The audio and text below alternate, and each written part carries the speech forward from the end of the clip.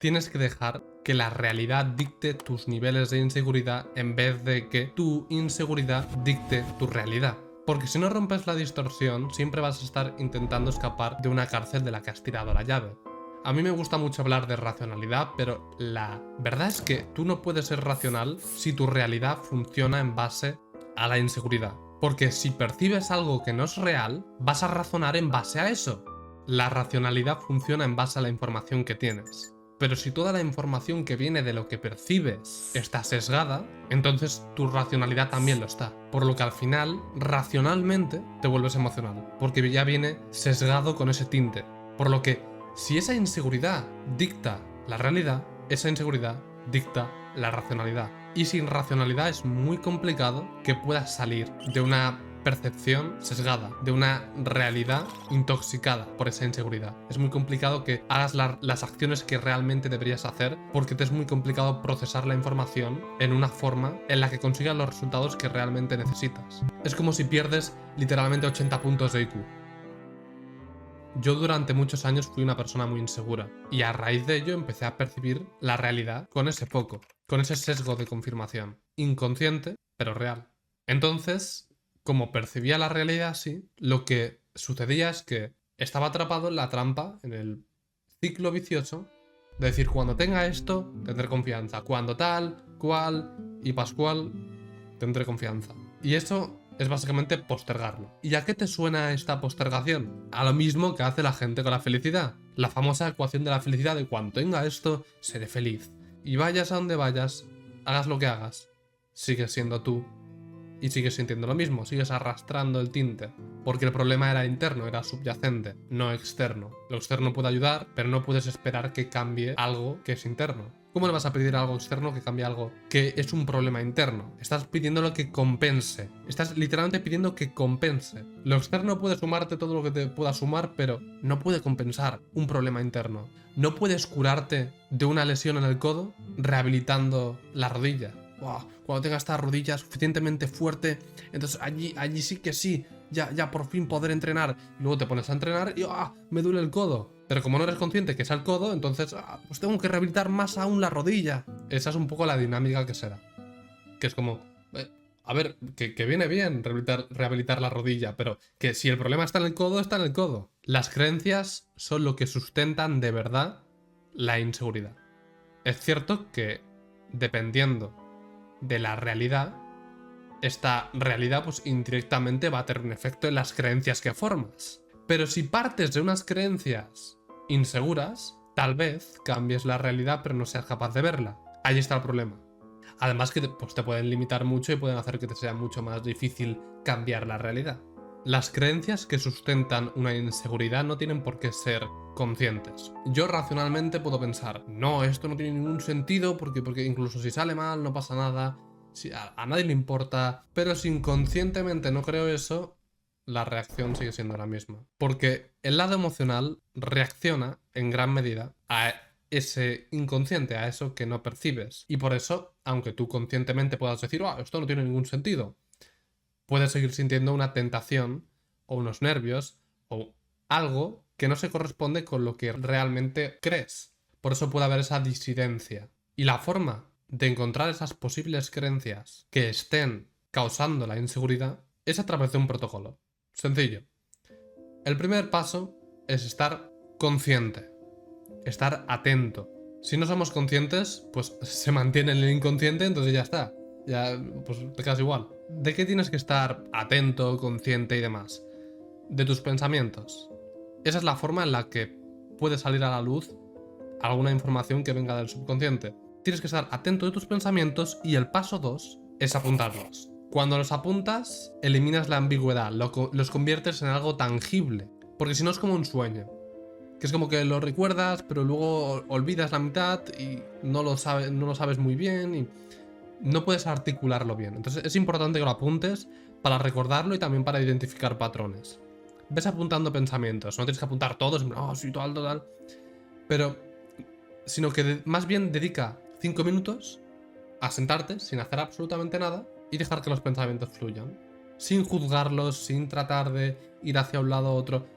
Tú racionalmente no quédate así como Ah, sí, sí, observando, sin más. No trates de regularlos o filtrarlos, sino de tal. Tú obsérvalos y ves apuntando y podrás identificar patrones.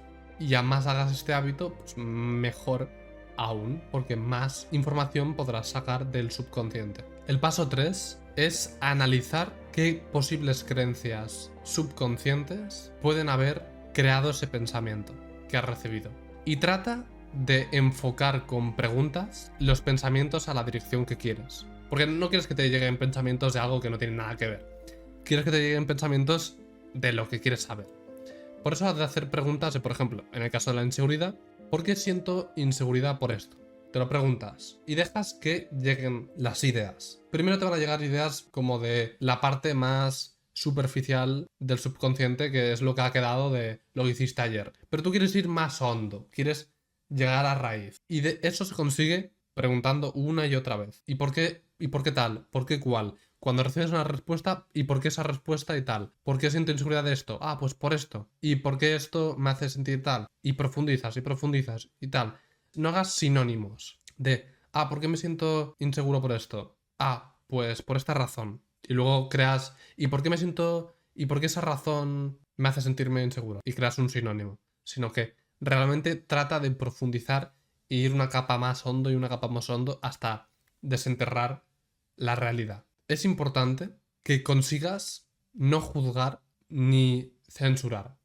Incluso si no suena muy racional, profundiza. Entiende qué te quiere decir ese pensamiento. Si te llega un pensamiento de necesitas la aprobación del resto, dices, ah, no, eso es mentira, no la necesito. Pero tú preguntas, ¿por qué? Y no, lo estoy diciendo así que suena un poco agresivo, pero tranquilamente. Y deja que tus pensamientos te vayan respondiendo. Y esto a lo mejor no te lleva a ningún sitio, pero si lo haces de forma constante, poco a poco, vas a ir tirando del cable y vas a conseguir llegar a alguna información de valor que te sirva a nivel de introspección, de información, de autoconocimiento, para poder atacar mucho mejor la inseguridad desde la base. El último paso es que una vez ya puedas identificar que esto a lo mejor puede ser un periodo de constancia y a lo mejor más de 5 minutos tienes que hacer 10, 15, 20 diarios durante un tiempo para conseguir encontrar la razón.